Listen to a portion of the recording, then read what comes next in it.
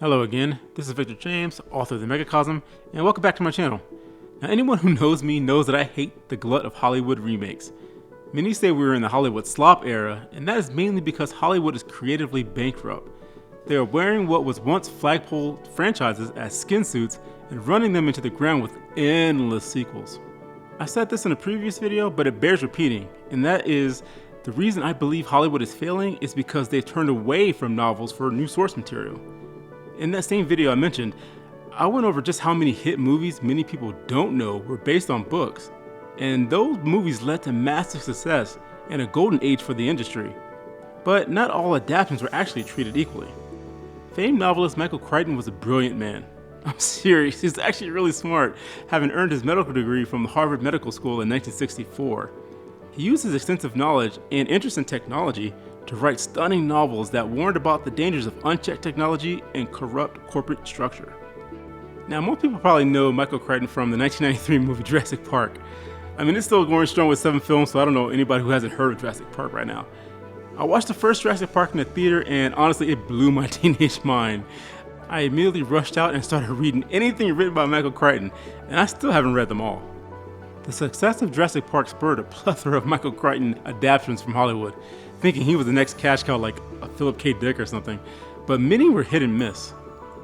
So the first adaptation was Disclosure, which was a thriller about sexual harassment. I've never watched it. I rarely watch dramas, and a movie about sexual harassment is just not a subject I'm interested in, so that movie can stay in the past. Then came the 1995 movie Congo. Now I read this book and they got this movie all wrong. You could tell it was a quick cash grab meant to cash in on Michael Crichton's name, but all it did was sully it because the book was just far superior.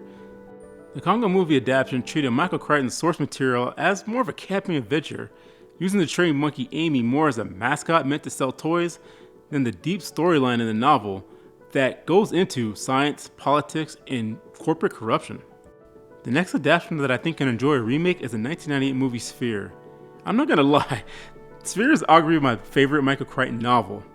Sphere remained in that thriller format that Michael Crichton is known for, but delves deep into the psychological and philosophical of the human mind. The movie was an okay adaptation that leaned heavy into sci-fi, but missed the mark because the book was more about fear, the subconscious, and human nature.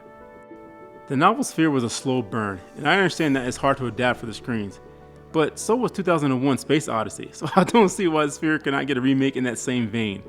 I mean, that ending of Sphere alone rivals Inception's, so I think a more faithful adaptation must be made. Now, these next 2 films were not actually failures, and came out before Jurassic Park. The first is Andromeda Strain, that was a movie that was not only adapted as a movie, but was made into a television series as well. The reason for the double dip is that the Andromeda Strain has a tight plot about a virus that arrives from space. The novel is highly technical and scientific, as a team of scientists are sent to the small town of Piedmont to try and figure out how the entire town has died from a virus except 2 survivors, an old man and a young baby.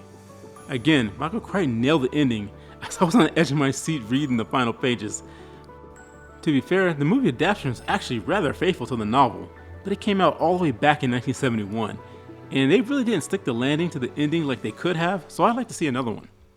The Terminal Man was adapted a few years later, and is probably the most technological current of these adaptations that will fit right into the 2020s. The Terminal Man is about Harry Benson, a computer scientist who has severe temporal lobe epilepsy that causes blackout and bouts of extreme violence during crippling seizures. Nothing Harry has tried to alleviate his condition works until he undergoes a radical experiment that implants electrodes in his brain. Now, psychiatrist Janet Ross feels Benson is not fit for the procedure as he displays a growing paranoia about computers taking over the world and hides the violent sexual fantasies associated with his seizures. But they proceed with the surgery anyway, and Harry seems to get better, until we start to see that he becomes addicted to the sensations caused by the implants to stop the seizures. In fact, Harry starts inducing the seizures just to feel that pleasure again and again and again. With each seizure, Harry becomes more violent and erratic, and begins losing morality and the sense of reason. The Terminal Man really is a great novel that works as a cautionary tale as we see scientists now start tampering with God's human brain to control its functions. Michael Crichton was a genius level of a writer that had his finger on the pulse of where technology was going and sounded the alarm on the disasters that could occur if it remained unchecked and was run by greedy corporations with no respect for God or human nature.